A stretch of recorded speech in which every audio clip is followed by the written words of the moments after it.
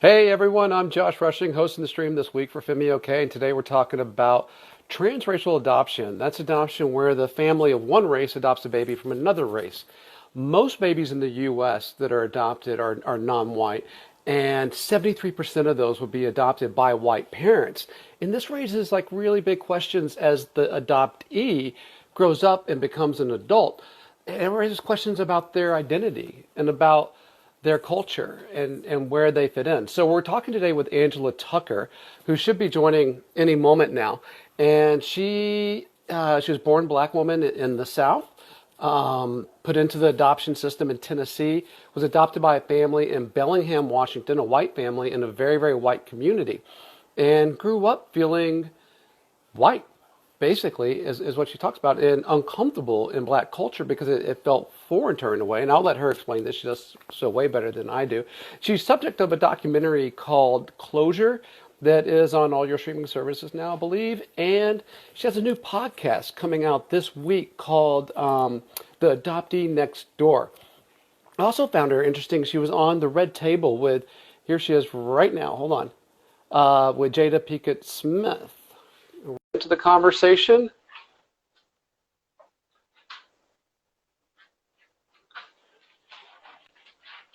Here she comes, guys. Hey, Angie, how are you? Do you go by Angie or Angela? Because I've been calling you Angela, Hi, but I saw your Instagram says Angie adoptee. I go by Angela. Yeah. Angela, okay, okay. How are you? So for those I'm who are good. just Long watching, time we no were see. on the stream together. We have a delay. I'll try to be conscious of that as we go forward, but there's a bit of a delay between you and I think. We were just on the stream together. On Al Jazeera English. You guys can see that episode on YouTube already, even though it won't air on Al Jazeera until tomorrow. We're talking about transracial adoption room here, but I'm sure you can do so probably more eloquently than I did. Would you mind explaining transracial adoption? Yeah. So transracial adoption is just any adoption where your parents are of a different race than the child that they adopt. So in my case, my parents are white. I am black.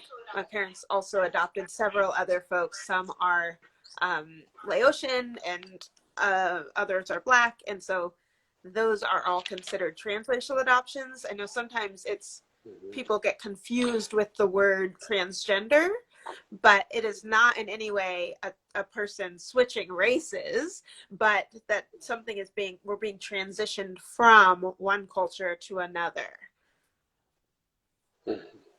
So culturally speaking, you grew up white. Is that fair to say? I grew up black, that my parents, Mm-hmm. my blackness, I have always identified as a black woman, but I grew up in white homogeneity. So I grew up people all around. In the city I grew up in was white. So I didn't experience culture, but I knew that I was of black culture and black descent.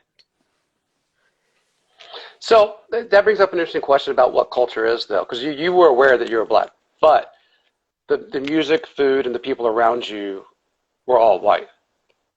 Yeah, yeah. So the predominant culture, sure, that I grew up in was white. Yes. And were you always aware of that, or did that become striking at some point later on, looking back on it and how that shaped you?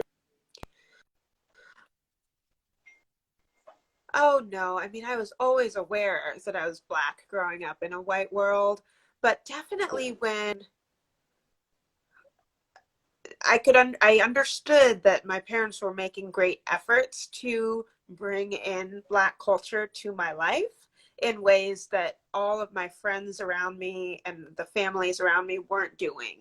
So my parents were, when I was raised back in the 90s, they were petitioning like the Band-Aid company to create Band-Aids of different skin tones, or they were going out of their way to find a black Cabbage Patch doll for me, which was really hard. So in those ways, I Mm. knew that being black was different in this city. I mean, that makes sense for our international audience. Bellingham, Washington is in the far northwest corner of the U.S., and it's predominantly white, overwhelmingly Completely. predominantly white, Yeah. probably. Yep, Yeah. yep. And so I was born in the South in Tennessee and then was adopted and flew all the way up to the far northwest corner of Washington State, which is essentially we're by Canada. Mhm. Did you grow up wondering what your other life might have been? Absolutely. I think most adoptees do at some point wonder what life would have been like had I not been adopted. And it's an Mhm. impossible, like, existential question. But I did wonder if I wondered, would I be at a predominantly Black school if I wasn't raised here? What, I mean, it's really hard not to ask those questions. I know some adoptees purposefully don't go there.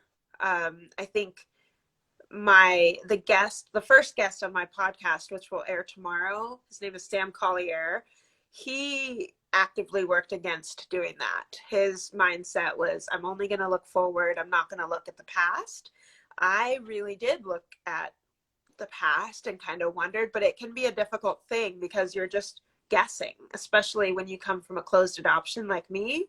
It's Mhm. all just guesses, and then in that sense it can become like a fantasy, like life would have been better or worse. In reality, we just don't know.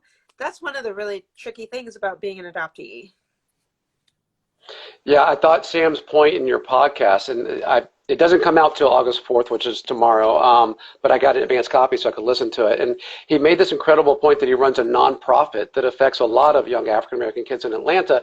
And what he realized after finding his adopted family, this amazing moment, is that had he not been adopted, he would have been one of the kids affected by his not-for-profit rather than the guy running his not-for-profit. Maybe. I mean, we really don't know. It's all a big maybe, but it was an interesting kind of insight that I thought he had about his own situation because, and you were struggling because it's even the title of his book that he was rescued. And there's this idea of one rescued and then two, this kind of savior narrative about the adoptive parents. Can you riff on those a little bit? Yeah. Yeah. And I also saw one of the questions coming through. Someone asked, what is a closed adoption? And a closed adoption means Oh, that for me, I had no information about my birth story. So when I was adopted out of foster care, we weren't given my birth mother's name, my birth father's name, why I had to be adopted, her information. So I could not stay in touch with her. I had to search for her when I was 26, which is what the documentary Closure shows. And even that is a big ordeal. So in closed adoptions, a lot of adoptees just inevitably grow up with tons of questions because I simply cannot know who my birth mom is, where she is, why she had to put me up for adoption. um, but yeah, so Sam's point in the podcast was really interesting about him feeling like he was essentially working on who he might have been had he not been adopted.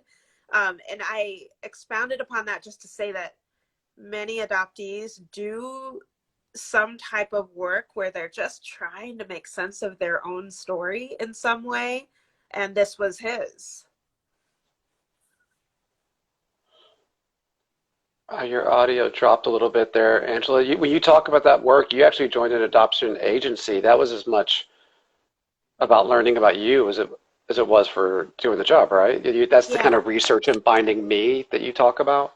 yeah, exactly. I think a lot of adoptees do this where we want to know, like, what did our parents have to do in order to adopt us, and what did the agency do to advocate for us, and what did our birth parents go through when they had to place us. And so for me, working at an adoption agency, I got to learn all of those things, which really opened my eyes to a lot of the inequities in the system.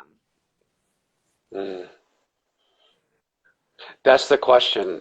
The inequities in the system that create this system where the majority of babies are non-white babies, but will be adopted by 73% will be adopted by white families.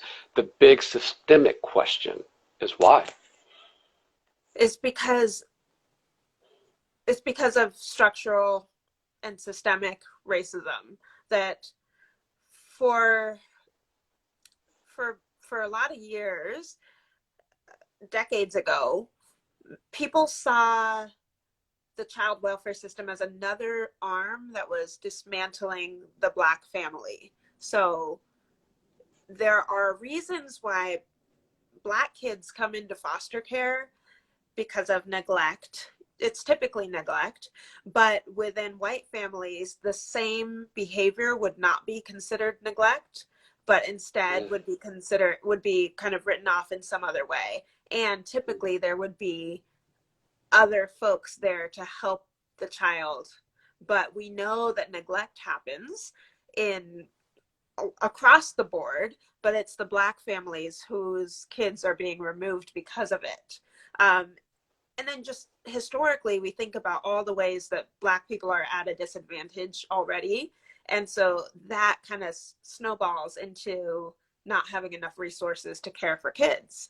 So these Black kids are going into foster care. And then historically, we know that white people have had generational wealth. And so they're both able to adopt and feel an entitlement to adopt if they can't have kids biologically, naturally. This is what leads to a lot of people adopting, not my family, but a lot of others. And so there's this feeling like, oh, of course I can just adopt a baby, a kid of color. Race doesn't matter. I love kids, and I will give them healthy, stable life. And so that inequality is what has led to the imbalance of white people adopting these kids of color predominantly. Look, I want to reach out to people who are watching right now. If you have a question for Angela or a comment, see that box down there at the bottom of your screen where there's like a box with a question mark in it? Use that, and I'll bring them up during this conversation. What set you out on your journey to find your mom? It was all those questions that I'd had growing up. Like, why is my smile so big? Like, why am I athletic? Where did I get my all, like, every single day there were questions that I had because I was different than my parents. And this is not in a negative way, but just curious, where did I come from? Some adoptees feel like they were, I remember one adoptee that I spoke to, he says he feels like he was plopped from the cosmos, essentially saying like, did I just arrive out of thin air into the world? Because if you don't have, it could be hard for me. I felt jealousy a lot when I would hear my friends' parents tell their birth story. It would be their birthday and their parents would say like, oh my gosh, I remember the day you were born. It was 2:35 in the morning and you came out with a big head of hair, and it was like all of those details I would just desire. And and I just wanted to know the story. I also knew that I had birth siblings and I wanted to know them. And I think this is something people don't often think about, but I would often wonder, even though I was like miles away from my birth family, I would wonder like, if I'm dating a Black guy, is he my biological brother? You know, I would have to like figure that out first.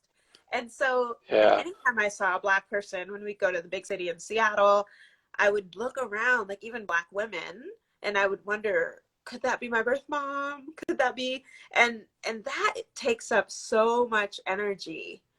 So there were just innumerable reasons why I wanted to know where I came from. When you were a kid, did you read that book, Are You My Mother? Of course. Is it T.E. Eastman? Yeah. Was that, how did that land with you? I can't remember. I do know that I gravitated towards those kinds of books, and there's so many Disney movies. I think Sam talks about this too in my podcast. Adoption is such an easy storyline to create drama from. And so it's hard to avoid it. Yet when you see it in the media, it's not portrayed as it feels, and really focuses on like the hero and the savior. And I didn't view my parents as that, and they didn't either. They were really quick when people said like, wow, you're a saint for adopting all these kids. They were really quick to say, no, no, we aren't. Actually, it's a tragedy that this had to take place. Like, we love our daughter, we love our kids, but we really wish that people could keep their kids in the first place. Um and so yeah, I think I was often seeing those stories play out all around me on TV, but they just didn't feel true. And so that felt like another way of just feeling different. And then when you found your mom, were all those questions answered? What did you go through the first time you met your mom? Well, the first time I met my birth mother, and I do call her my birth mom, not my mom, because, and it hits me some kind of way when I hear people call her my mom. Um, I, but yeah, when I met my birth mother for the first time, she denied me, said, I don't know who you are. Please leave. So we had flown from Washington all the way to Tennessee and showed up at her doorstep, after trying every possible way to let her know that we thought we'd found her and we wanted to meet. Um, it was just too much for her. It was overwhelming. She had kept it a secret, so nobody knew that she had had me. And so for me to show up in her community like that was exposing this humongous secret. And so Wow. from her perspective, she needed to have me leave. You know, like, nope, I don't know who you are, you need to go. From my perspective, it was another rejection, another like abandonment feeling, and very confusing because we really knew it was her at that point. And so we flew back home, and about a year later, she called and said, yes, I'm your birth mother, you got the right person. And now we've had a chance to build a relationship. And no, I haven't gotten all my questions answered, and a lot of that is because she hasn't gotten the support over the years. So from her perspective, she gave birth to me, placed me in a foster home, and then heard nothing about where I was, who I was with. And so for her, it was like I died. And so to have Wow. me show up, and the secret was so suppressed, and not having any therapy or counseling to support, I could see how it would just be too much. So asking a lot of questions about, you know, when did you know you were pregnant, and how did you get to the hospital with me? Those are things that she really doesn't want to remember. It's too painful. Mm. And so she doesn't know. And so I can't know. When you did that interview with her on the red table or at the red table with Jada Pinkett Smith, and they asked her how she felt, she said hurt. And I wanted to know why, in what way. There's so many ways it could have been, and they didn't follow up with that question. How did you feel when she said that, and what do you think she meant? I mean, I can't imagine what it feels like to have to know, to have to see someone else raise your kid. And I know the first time we brought her to my childhood home, and my parents have changed my bedroom up a little bit, but still you can see the essence of my childhood room, which was really cute and idyllic. I did notice this sadness in her eyes as I'm showing her. I have a wall of medals of all these sporting events that I'd won, and my parents have kept that up. And she looked at those, and I think she said, like, I never would have been able to do this for you. And I think when she says she feels hurt, it's it's a combination of things, like a grief that she couldn't raise me. I do think there is a little bit of race issues there, that when she first found out that my parents were white, her response was to talk about her response was to say, I've never been friends with a white person. I have no idea what this is like. And at the same time, her response was also, thank you for raising my daughter. So I can't imagine like the complexity with that. Um, and and so I don't know exactly what she meant, and I'm not sure if she would have been able to articulate it.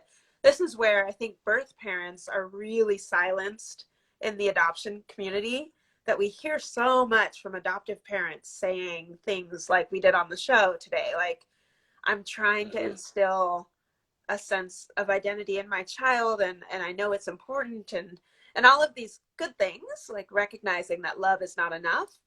But at the same time, we don't hear the other side.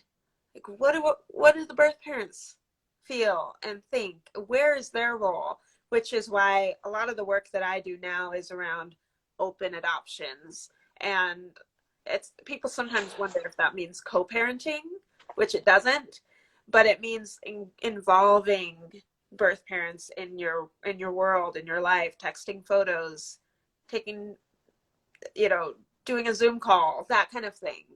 Mm-hmm. Hey, Angela, I want to bring in a comment from someone watching right now named Jamie1221. It says, we carry the grief of parents, children, family members lost to adoption. And I think it's touching on exactly what you're talking about there. Well, I'm curious, all the questions you had about your mom, did you have the same questions about your dad? It was less. I don't I hear this often, and people often ask, like, why is there so much focus on the birth mom from adoptees? Like, I'm I hear sorry, I that keep more saying often. mom, and I should say birth mom. I apologize, but your birth mom. It's okay. And I was curious about my birth dad, but he was more of an afterthought, which is interesting because once I met him, and he didn't know he had a daughter, so I was a surprise to him. But his whole family, my biological father's side, is so accepting and have embraced me and my entire family, and it's just amazing. But I really didn't think about him as much. I think it's because there is a bond and an attachment that happens in utero, and that I think that's what we carry. That I did always feel this connection to my birth mother. And I think it's because I was inside her for 9 months. I do think that played a role. Is your birth father tall like you? She is not. She is short. No, not your birth mother, your birth father. Is My he birth tall? dad is. We look so much alike. It was really overwhelming to see each other for the first time, especially for him, not knowing he had a child. My smile's the same, my eyes are the same. We just look, and so we were looking at each other, and he says, it feels like I'm looking in her. I was like, oh my goodness, me too. It was really overwhelming. And it was something I'd longed for because I'd never seen anyone who looked like me. Mm-hmm. So are you writing a book about all this? I know you got the movie and the podcast, but you're a reader, right? And so you're writing a book about it, yeah?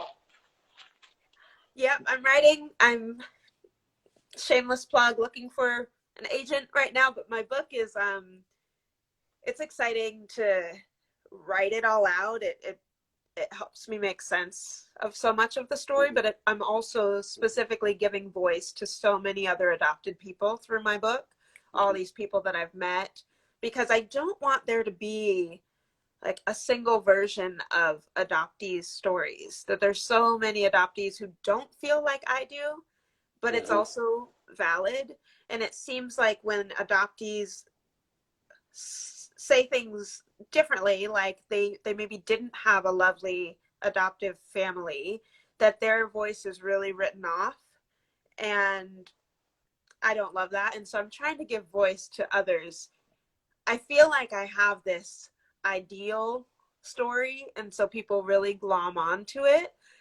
And I want to make people aware of the variety of experiences and voices and ways that people respond and don't respond. So that's also what my podcast is trying to do.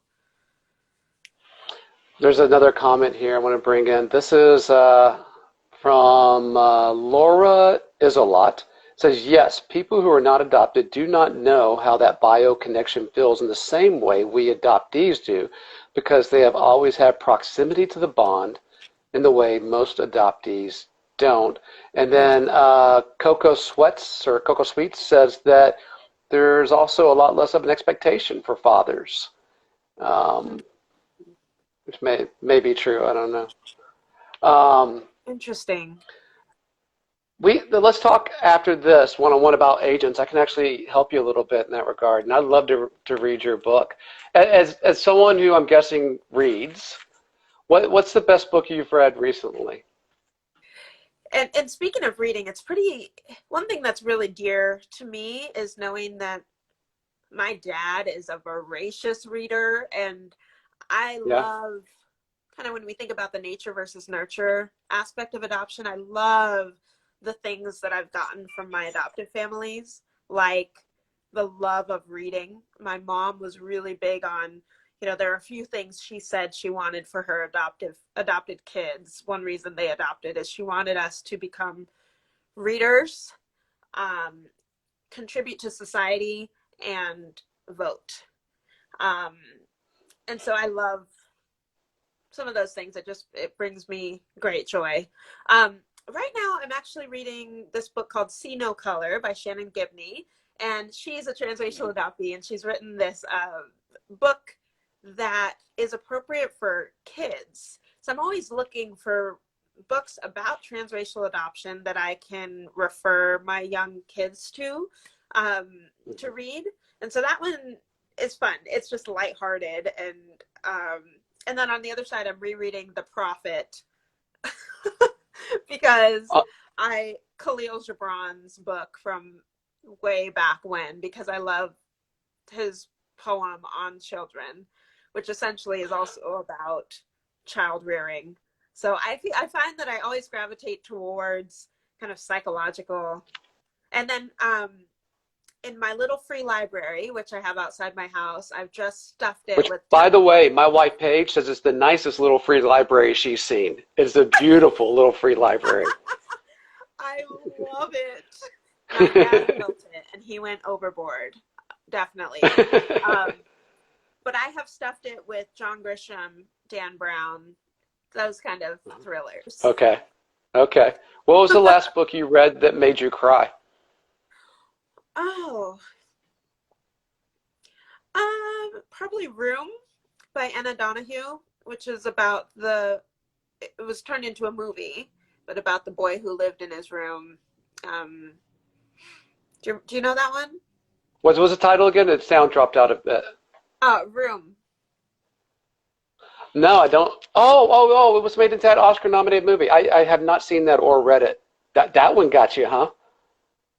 Absolutely. I mean, it's about this boy who turns his room into his world, and it essentially teaches us about the power of resilience, which I think is a common thread for adopted people too. What about you? What are you reading? What makes you emotional? About me? I'm embarrassed to tell you, actually, because it's so cliche. It might infer things about me that aren't necessarily true. But I'm a sucker for memoirs. I read a lot, but for whatever reason, memoirs really suck me in. And it was Bruce Springsteen's memoir, which I know I'm a white dude. I'm a 48-year-old white dude. But the thing is, I've never been a fan of his music. That didn't stop me from picking up the book. And it is such a good memoir. He actually wrote it himself, and you can tell. And I've read Dylan's memoir. He won a Nobel Prize for his writing. Springsteen's is better. It's better. And it talks a lot about his dad had mental illness, had a lot of issues, and I think alcoholism growing up, the difficulties with him. And there's a scene later in the book before his dad dies where his dad comes to him and sits at the table with him. And he doesn't say, "I'm sorry, I love you, I'm proud of you," but it kind of infers it in the moment.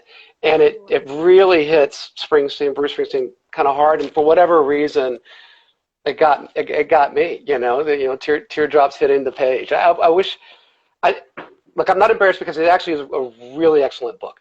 It's just Yeah. I wish I were a bigger fan of his music or whatever, so that I could connect on some broader cultural level. But that's the one, the most recent one that got me. I'm trying to think. I often it's on planes. I don't know why. I find myself crying on planes more than any other time. At movies or books, it doesn't matter. It's something to do with the Yeah. ambient Well, air, I assume. I mean, planes are just the best place for us to turn off so much. Like, we don't have, I don't choose to have internet access. So it's just like, I wrote most of my book on planes. And so Yeah, it just I've done feels quieter my and you're best kind of writing. stuck. I've done on planes for sure. I wrote the intro to my book. I remember the flight I was on. I wrote that entire intro in one kind of setting.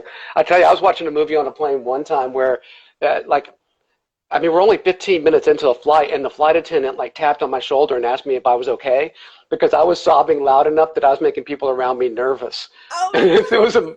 a movie called Away from Her about an older couple. They live way out in the middle of nowhere in Canada, and she's getting Alzheimer's, and she knows it, and she doesn't want to put that responsibility on him to take care of. And so she forces him to take her to a nursing home and leave him there for the first 30 or 45 days or something like that. And then when he comes back, she doesn't really remember him, and she's kind of in a relationship Wow. with another person who has Alzheimer's as well, and he's on the outside. And oh man, I mean, I'm telling you, in the first act, I was sobbing. I was just gone, you know. And And so people thought you were I felt nervous to fly or because I something. made people nervous, I turned the sound off, but I watched the rest of it without sound, and only years later went back and watched the entire movie with sound. Oh, Hey, wow. we got another comment. This is from Nadeile. I don't know exactly how to pronounce that, but oh wait, let me see. There's indeed much lower expectations toward fathers. There's an extensive literature about this. It's very enlightening seeing monoparentalism dynamics in populations post-slavery. Okay, she's a grad student. Monoparentalism dynamics in populations post-slavery. So talking single moms, basically, right? There's extensive literature about this. Wow. Is she a friend of yours? Oh, here's someone. This is her as well. Women are too often left on their own means, having to protect themselves from outsiders in their own, while at the same time been expected to care for everyone else. That is so true in our society. I do think it's the expectation. I've never actually Yeah. had it. What I've never had one of these IG lives had so many really deep comments. This I says mean, something about adoption the does that. issue and about you. I think Yeah, it, um, that's why adoption can be a unique thing because in many public arenas, you're expected to keep adoption really high level and surface, like it's all good, or it's yeah. all bad. And people kind of stop there. But when you really think about adoption, there are just so many layers to it that are inevitably complex. The layer, like cultural, racial identity, immigration comes up a lot because transracial or international adoptees have to be Mhm. readopted in America, and if they don't, then they risk being deported back to the country that they were adopted from, even if they don't know the language. So this has happened a couple times to international Wow. adoptees who've grown up here and then in adulthood have faced deportation. Um, I think adoption, it's so deep, and it can be frustrating when that isn't seen. And I think that's a lot of what my Mhm. work I try to do. So yes, I am familiar with the depth of questions that tend to come up, and I love it. I don't know if I recognize whoever gave those comments, but I want to talk to them more. No, I appreciate them though. I mean, clearly people are, yeah, thinking about this. Ha, would you or have you considered adoption? If you did, how would you feel about it being a transracial adoption? I I don't believe need for adoption to continue at the rate that we are doing it. I don't believe that adoption is truly necessary of these cases, that much of the money and resources that these adoptive parents have could be transferred to help the child stay where they are. And I struggle with the idea of ownership and claiming a child. And so foster care really is where my heart is at. And I, in the sense of, I, my husband and I have fostered before, but I really feel strongly that I would love to support someone else in raising their child for a short term in the hopes that they Hmm. can get them back. Um, that adoption, when it doesn't feel good to be kind of claimed or bought, and the bought piece comes up because there is a price tag, and I did cost less than white children. Um, my parents have really modeled this interesting way of parenting to me that I really love. And in the sense that they were guardians for some. One of my sisters was never legally adopted. She's from Laos, and um, but she's still, my parents are still their parents. There are just a lot of kids who look at my parents as safe places they can go. You know, during Thanksgiving, lots of people come over. Christmas, lots of people come over. I love that attitude more than a need to have my own adopted child. That just doesn't seem like what it's about. To me, it seems like with your parents, clearly such good, well-intentioned people, it's very easy to cast them into this kind of narrative, the savior narrative. How do you reconcile that? Because they really do seem to be amazing, and not just in your case, but all your siblings, cases as well. But I know at the same time, you reject the savior narrative with adoptive parents, right? I reject when parents refer to themselves as, or maybe not refer because they may not even know, but I reject when parents don't call out that the only reason this is doable is because of white supremacy. So the only reason that they are in the place to support us in the way that society thinks looks great is because of all the laws that have been written in favor of them, in favor of white people. Um, I it is a conundrum because in some respects, well, I would also say that when I delve deeper into like what was I saved from, we don't really know because none of us had the opportunity to know my birth mother. Yes, we know she was poor and she was homeless for a while. Did I need saving from a poor person? Because if that's the case, then our society has a lot of work to do. Because we're then saying that poor people cannot parent or love their child. That's a problem. And that if only people with means can do that, then I don't like that version of America, you know? So I think that if we if we look at the bigger picture and we ask, what were you rescued from? What were you saved from? And people answer like, well, there's a war in the Democratic Republic of Congo. And so we saved our child from that. Well, then there's an inherent assumption that America is better. When you get to America and you see that we have police shooting black people just because their skin is so dark, it's like, well, you know, were they really saved? Mhm. So I think that it's a narrative that I reject because it is just too simple. I gotta let that sit for a second. Mm.